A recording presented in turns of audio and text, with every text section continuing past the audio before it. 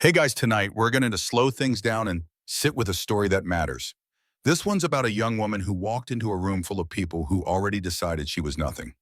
They laughed, they judged, but they didn't realize they were standing in the presence of someone whose quiet carried more power than any of their noise. Before we begin, please like the video and subscribe, but only if stories like this truly move you. Comment your city and the time you're watching. Now close your eyes or don't, it's your choice. Either way, you're about to witness something real. Brielle Morgan stands just outside the entrance of Silver Lotus Martial Arts Studio, her hand resting on the scratched zipper of an old gym bag. The late afternoon sun glints off the studio's sign, polished and proud, as voices and footsteps echo from within. Her secondhand GI, a little too long in the sleeves, hangs neatly over her arm. She takes a breath, not a nervous one, just steady, measured. Then she walks in. The reception area is crisp, modern glass doors, wood floors, fresh paint. A group of students is laughing near the sign-in desk. Their chatter slows when they notice her. One of them, a tall guy with a sharp jaw and slick-back hair, snorts. She looks lost. Maybe she's here for the yoga class next door. A few others chuckle. Another one mutters, "Where'd she get that? Yeah, thrift store." Brielle doesn't flinch. She walks forward with quiet focus, signs her name with a calm hand, and waits her turn. The front desk attendant doesn't even smile, just slides over a clipboard, eyes still glued to her phone. "Beginner class," the girl mumbles, without looking up.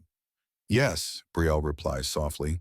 She takes the clipboard, fills it without hesitation, and hands it back with a nod.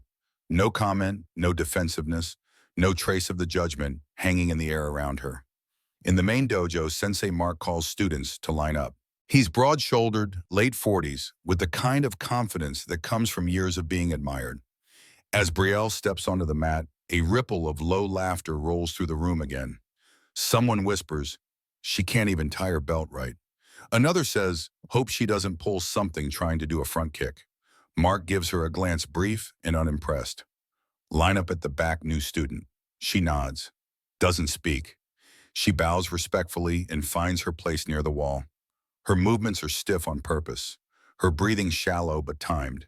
She performs the warm-up drills just a beat off from everyone else. Not too obvious, but just enough to blend in like a rookie trying her best. No one notices how her footing is always perfectly balanced, or how her eyes scan every corner of the room, not out of fear but calculation. The class begins. Basic punches, stance drills. Brielle moves with the group, awkward, a little slow, but methodical. Behind the clumsy shuffle, there's rhythm. Repetition. She makes the same mistakes again and again, exactly the same way. Tyler, the loudest of the students, keeps turning around to snicker at her. "Come on, even Lily does better and she's 16. Lily Tran, quiet and reserved, flinches a little at the comment but says nothing. She notices Brielle glancing toward the mirror, toward her own form, then looking away like she's unsure, but Lily sees something else. Something not quite matching the act everyone else has bought into. Sensei Mark continues teaching, only giving Brielle passing corrections. "Tuck your elbow, no other elbow, there. Try not to trip over your own feet." Again, Brielle bows her head slightly in acknowledgement. She corrects her stance, barely, just enough to satisfy him. The other students roll their eyes or shake their heads. Tyler and another guy exchange air punches, mocking her movements when the instructor isn't looking. One of them even fakes a fall with a laugh. "Watch out, she's gonna knock herself out." But Brielle never reacts. She doesn't snap back, doesn't try to defend herself. She offers no explanation, just silence and a stillness that unsettles those who expect her to break. After class, as students gather around to chat or show off their moves, Brielle quietly retrieves her bag and bows toward the instructor. Mark barely nods in return. She exits through the side hallway, her footsteps soft against the mat. Her face is unreadable, calm but not blank. Inside, something sharper moves beneath the surface. Something earned, not given. But not everything stays buried forever. Outside the studio, the city hums with late daylight. Brielle steps into the fading sun, walks past a line of parked cars, and disappears down the block, her gym bag swinging gently by her side. She walks with the ease of someone who's done this before, who's worn this exact kind of silence like armor. But no one from the studio sees that. No one notices that her knuckles are calloused just right, or that her footsteps never echo twice the same way, because they're too busy looking down, and she's not done yet. The park isn't far from Brielle's apartment, just a modest stretch of green nestled between old townhouses and a shuttered community center. In the daylight, kids play on the faded swings and locals walk their dogs. But by nightfall, it quiets. The hum of the city softens, leaving space for something else, focused memory breath. It's just past 9 when Brielle arrives. Her hoodie's pulled over her head, the gym bag slung low on her back. She crosses the damp grass and heads toward the north end, where a solitary oak tree casts long shadows under the park lamps. She drops her bag, stretches her arms out wide, and closes her eyes. For a moment, the world stands still. Then she moves. There's no hesitation, no fumbling or stiffness like before.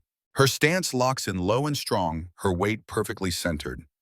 Each breath aligns with each motion, punch shift, spin block. Her feet barely graze the ground between steps. Her hands slice the air with a precision that could only come from years of training. From the far corner of the park, someone watches.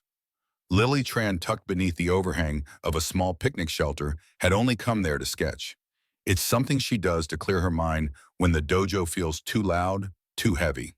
Her sketchbook lies forgotten on her lap, now eyes locked on Brielle's silhouette under the lamplight. She doesn't recognize the moves, at least not at first. They're different from anything taught in their beginner classes. Faster, sharper, and yet graceful like poetry in motion. It's hypnotic. There's nothing clumsy about this version of Brielle. She's fluid, focused, fierce. Lily reaches for her phone, hesitates, then slowly begins recording. Not to share, not to expose. But because something in her gut says this is important. Don't forget this.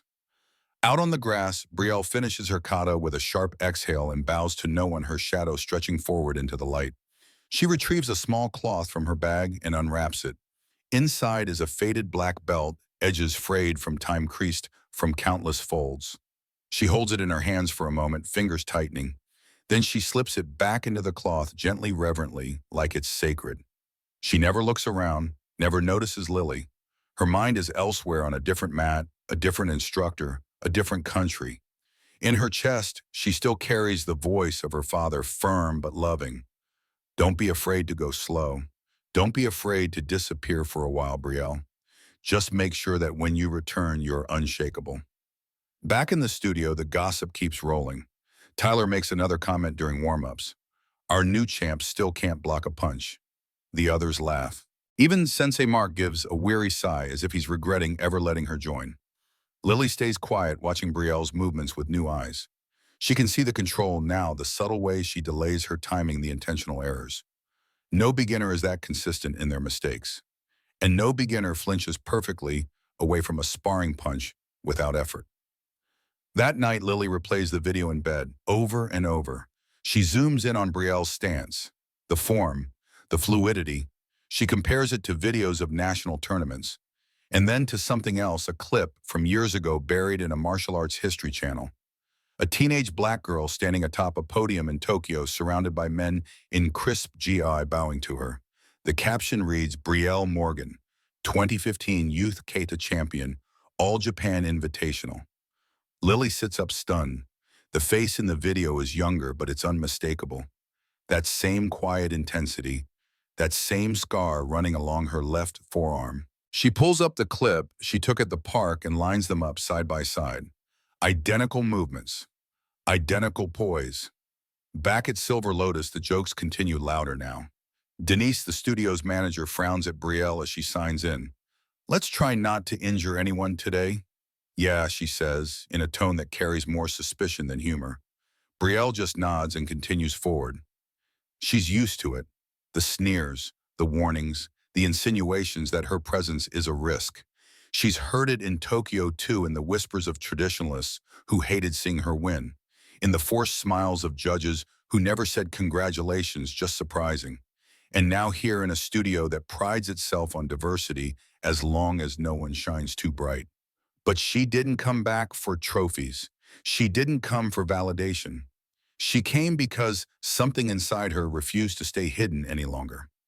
Still, that night in the park stays with her. She returns every evening after dark, after the laughter and mocking have faded.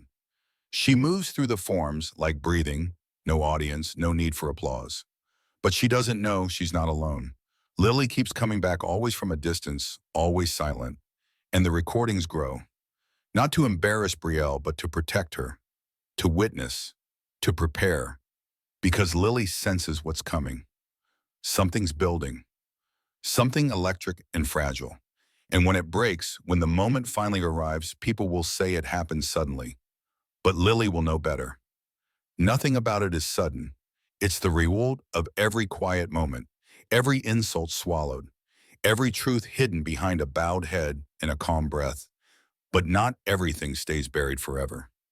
The day of the studio's public showcase arrives with the scent of overwaxed mats and the low thrum of anticipation humming through the silver lotus walls. It's the kind of event that draws parents, sponsors, and a few well-placed reporters from the local news.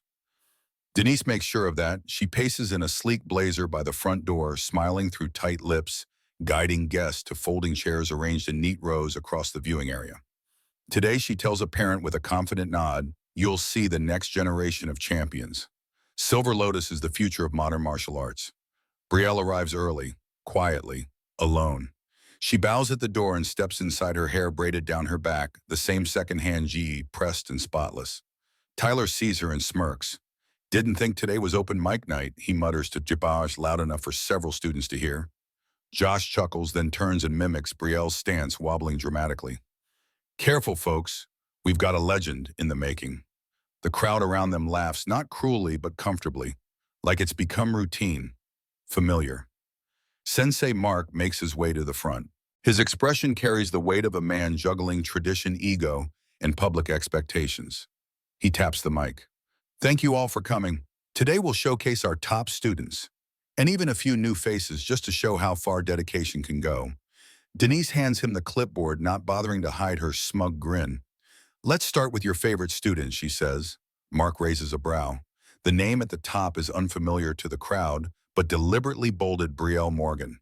Beginner demonstration. A few murmurs ripple across the audience.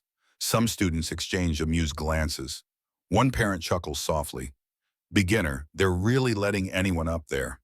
In the wings, Brielle adjusts her belt. Still white, still unassuming, but her hands don't tremble. Her breathing is even, steady. She steps forward to the mat as the lights above shift slightly, casting her in a pale amber glow. Lily watches from the third row, eyes sharp, phone gripped tightly but lowered. She doesn't need to film this. She already knows what's coming. Brielle bows, then stills. The first few seconds of her kata are slow, tentative, exactly what everyone expects. One student leans in. "She's just doing warm-ups, right?" Tyler exhales, unimpressed. This is embarrassing. And for a moment it is, until it isn't. With no warning, Brielle pivots into a back stance so crisp it echoes. Her arms snap forward in a twin block. Her eyes focus straight ahead, her gaze suddenly steel. The room quiets. The air shifts, then she moves again. Faster now, stronger. Her kicks land with perfect control, her punches slicing the space in front of her like the air itself is resisting her. Every step flows into the next, a storm of discipline and force power wrapped in grace. And the silence is deafening. Tyler's smile fades. Josh leans forward, jaw slightly open. Denise glances down at the clipboard as if trying to find a version of this performance that makes sense. Sensei Mark doesn't move. Brielle finishes her form in a low stance, arms extended, her final shout ringing with authority. She holds it motionless as the sound reverberates through the room. Then slowly she bows. The applause begins hesitantly, like the crowd isn't sure what just happened. But then it builds, swells. Several students stand stunned, even some parents cheer. And still Brielle doesn't smile. She only nods and steps aside. Sensei Mark clears his throat, voice slightly unsteady. "Next, sparring demonstration." His eyes settle on Brielle. "Would you be willing to spar with me?" A hush falls. Tyler's eyes widen. Wait, he's gonna fight her. Brielle simply bows again. "Yes, Sensei." They step onto the mat together. Mark assumes a ready stance. He's tense, coiled. He strikes first, fast of a sharp side kick followed by a sweep. It would drop most students, but Brielle glides under it, shifts her weight, and redirects the energy effortlessly. She doesn't counter right away. She waits. Mark tries again. A flurry this time, punch, elbow, knee. Brielle absorbs, redirects, ducks. Then finally responds a gentle, precise block, followed by a soft push to the chest. Not aggressive, not theatrical, just calm control. Mark stumbles back a step. Gasps ripple through the crowd. Denise's face drains of color. Lily's heart pounds. And then, from the far side of the room, an elderly man steps forward. He wears a simple gray suit, his silver hair neatly tied back. His presence quiets even the noise in the audience. Sensei Mark notices him first. His eyes widen. He bows immediately. Master Nakamura. Denise's mouth opens in recognition. Wait, that's Hiro Nakamura, the hero Nakamura. The man steps onto the mat, expression serene. He looks directly at Brielle and then bows deeply. This young woman is the daughter of one of my greatest students, he says clearly. Her name is Brielle Morgan. She is not a beginner. She is a former national champion, the only American to place first at the All Japan Invitational under the age of 18. Silence, then whispers, then stun, gasps, then a wave of murmuring disbelief. A few students turn toward Tyler and Josh, their faces now unreadable. Brielle stands quietly, head slightly bowed. She doesn't look smug, doesn't demand recognition. She simply exists fully without apology. Master Nakamura places a hand on Sensei Mark's shoulder. You are fortunate to have her here. Treat her as a student, yes, but also as a teacher. The crowd erupts in applause. This time loud, this time real. Tyler doesn't clap. He just stares. Denise steps back, visibly shaken, her world of perfectly controlled narratives unraveling one thread at a time. Because the woman they all overlooked just became the heartbeat of the room, and the storm they didn't see coming has just begun. The days that follow the showcase feel like walking through smoke after a fire. The dojo walls still stand, the mats still roll out, but something essential has shifted in the air. It starts small. A few students begin greeting Brielle with cautious respect. A mother who once ignored her now offers a polite nod. A new student asks to stretch beside her. Brielle says little. She keeps her routines. Arrives early, bows in, quietly practices on the side. But now her silence is heard differently. Not as weakness, but as discipline. As strength. Tyler avoids eye contact. Josh has gone unusually quiet. Even Sensei Mark walks differently around her, more thoughtful, less performative. He studies her movements during practice, not just as a teacher, but as someone learning to see again. Denise, however, doubles down. In meetings, she insists Brielle's showcase was an anomaly. She's not certified through our curriculum, she reminds the board. She hasn't earned any belts here. She doesn't represent Silver Lotus. Her voice, once commanding, now wavers beneath growing pressure. Parents begin whispering. Emails come in from former students who saw the video online. Brielle's performance has gone viral, shared across martial arts forums, tagged with captions like, "The champion who hid in plain sight." Brielle notices the shift, but she doesn't feed it. She offers no interviews. She deletes all media requests. When a local reporter corners her outside the dojo one afternoon, she simply says, "I'm just here to train," then walks on. But transformation doesn't only happen in applause. It happens in the quiet, in the cracks. Lily, inspired by Brielle's grace, begins leading stretches for younger girls. A few shy students gravitate toward her during breaks, asking how to hold their balance better. She always points them to Brielle. "Just watch her feet," she says. "Watch how she listens before she moves." Josh surprises everyone when he approaches Brielle after class. His voice is low, almost apologetic. "I used to think martial arts was all about being the loudest in the room," he says. "You made me realize it's not." He doesn't ask for forgiveness. He just nods. "If you ever teach here, I'd like to learn from you." Brielle looks at him with a softness that doesn't erase the past, but doesn't cling to it either. "You don't need to be perfect," she says. "Just be honest." That's the start. Then one afternoon, Sensei Mark pulls her aside. The dojo is empty. Sunlight filters through the high windows, casting long lines across the floor. He stands in silence for a moment, then says, "I taught here for almost 20 years. I thought I knew what strength looked like. But I watched you on that mat, and I realized I've been chasing the wrong version of it." Brielle waits. Mark reaches into his bag and pulls out a white belt. I'd like to start again, from the beginning. Will you guide me? Brielle blinks slowly. Then she bows, deeply. Yes, Sensei. News spreads quickly. The head instructor voluntarily demoting himself to learn from the woman he once dismissed sends a ripple through the community. Some cheer, others scoff, but everyone watches. Denise, furious, tries to assert control. She sends out an internal memo. No students may formally teach or represent Silver Lotus without managerial approval. It's a desperate grasp, one that doesn't land. That weekend, the State Martial Arts Board opens an inquiry into Denise's leadership.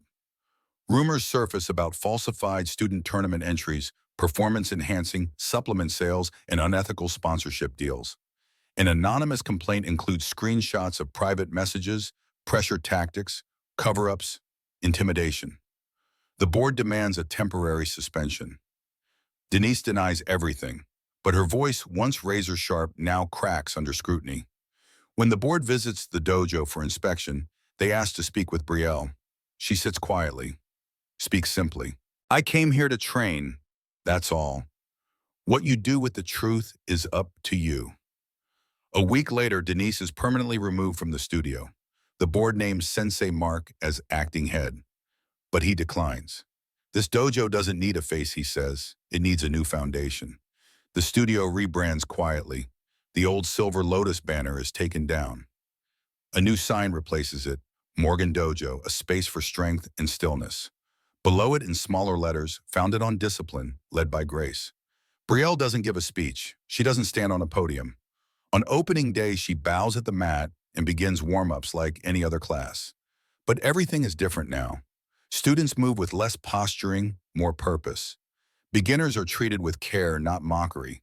And in the far right corner of the room, a new class forms, designed specifically for those who felt overlooked, laughed at, underestimated. Brielle calls it First Breath. The first session is small. Lily, Josh, a few teens from nearby schools. A single mom who used to sit outside waiting for her son, now stepping onto the mat herself. They begin not with kicks or punches, but with breathing. Inhale, Brielle says softly, standing at the front. Fill your chest, then let it go. This is where it starts. Not with power, with presence, they follow. No laughter, no fear, just air, and the sound of people beginning again. Because justice isn't just about who's right. It's about what you choose to build when no one's watching. And Brielle has never needed the spotlight. She only needed the space. The dojo floor hums with quiet energy. It's been 3 months since the rebranding, and what once felt like a place of hierarchy and spectacle now feels like a sanctuary, one where people of all ages, all backgrounds, find room to stretch without fear of ridicule. It's not perfect. Growth never is. But something rare blooms here, now belonging. At the center of it all stands Brielle Morgan, no longer the silent shadow in a borrowed eye. She still moves with quiet restraint, but her presence commands a different kind of respect, the kind that doesn't come from medals or titles, but from consistency. Grace and the courage to stay soft in a world that often rewards hardness. Her black belt is worn at the edges, its color dulled by time and repetition.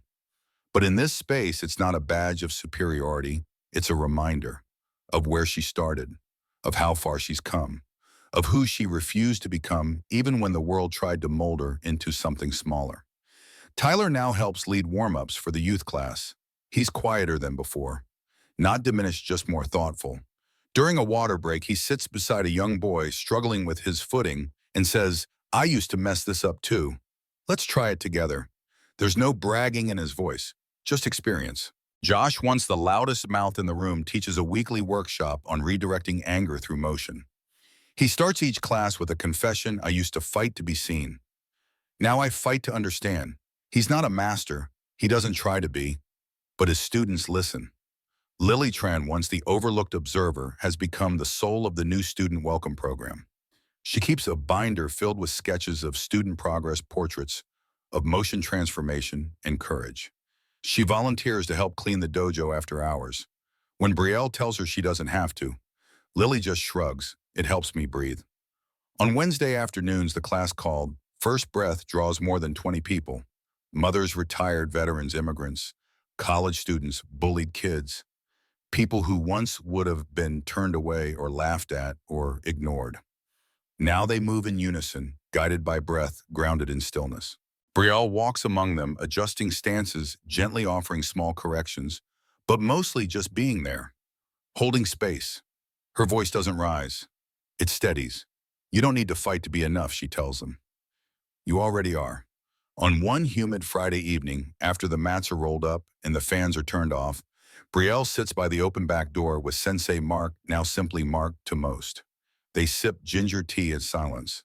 The cicadas outside pulse with rhythm. He glances at her. I used to think teaching was about control, but you taught me to listen again. Brielle smiles faintly, looking out at the pink-tinged sky. Teaching is just holding a mirror, she says, letting people see who they could be if they stopped apologizing for existing. He nods slowly. You ever miss the competitions, the stage? She doesn't answer right away. Then I miss the silence before a match, when everything else falls away and it's just breath and truth. But this is deeper. This is healing. Later that night, a child from the beginner class leaves a note on the door. It's written in crooked crayon letters. Miss Brielle, thank you for letting me be brave. Brielle finds it the next morning. She doesn't frame it or post it online. She tucks it quietly into the inside flap of her gym bag. The same old bag she carried the first day she walked into Silver Lotus. The same one people laughed at. The same one that's carried her through more than any of them ever knew. That afternoon, as class begins, Brielle stands in the center of the mat, surrounded by a sea of students in belts of every color. She raises her hand. The room stills. Let's begin. And they do. Not with strikes, but with breath, with silence, with presence. Because strength isn't loud. Strength is steady. And sometimes the strongest one in the room is the one who says the least until it matters most. So now as the dojo quiets and the sun fades over Atlanta's rooftops, a different kind of legacy takes root. One built not on trophies or applause, but on patience, humility, and the sacred art of beginning again. Brielle Morgan never needed anyone to see her to be powerful. Her strength was never in how hard she could hit, but in how much she could hold. Every laugh she endured, every doubt she absorbed, every cruel whisper she let pass, those became the blocks she used to build something unshakable. And in that stillness, others found their way. Not every victory is televised. Not every warrior seeks revenge. Some simply walk forward with a steady breath, making space for others to rise. So if you've ever been overlooked, mocked, or underestimated, remember Brielle. Not for what she proved, but for what she made possible. A place to begin again. A place to be strong without shouting. A place where the smallest breath can change everything.